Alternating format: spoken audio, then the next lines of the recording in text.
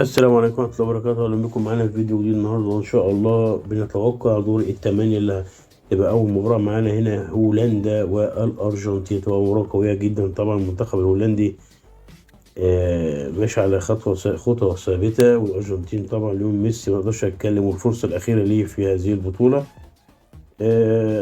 أتوقعها يعني كده اللي يعني صعب الصراحة، ماتش صعب، بس أتوقع الأرجنتين هتكسب هولندا. يعني أتوقع الأرجنتين هيبقى ماتش جامد قوي، بس في الآخر الأرجنتين هتوصل دور نصف النهائي بالمستريح. وطبعا هولندا من الفرق الجامدة برضو. لو بصينا على المباراة التانية اللي هتبقى في دور الثمانية هنلاقيها ما بين البرازيل وألمانيا. طبعا مش هتكلم 2014 و7-1 والكارثة، بس أتوقع البرازيل هتنتقم وتاخد بطارها.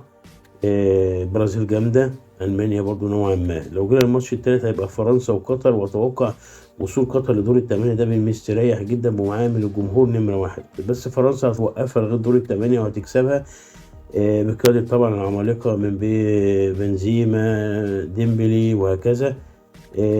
هيبقى ماتش حلو، بس فرنسا في الآخر هتكسب برضو، يعني حتى لو بمساعدة جماهير قطر. لو بصينا كده للمباراة الرابعة في دور الثمانية والأخيرة هنلاقيها مباراة ما بين طبعا بلجيكا والبرتغال. ما فيهاش كلام، مباراة أوروبية خالصة، ماتش جامد جدا. هيبقى فيه شد وجذب ودنيا، بس أتوقع اللي بلجيكا هتكسب بقيادة دي براون والناس دي، وهيبقى ده الإقصاء لرونالدو. آخره هيبقى دور الثمانية. بلجيكا برضو متوقع ليها هتوصل أكتر من كده، فريق منظم وجميل.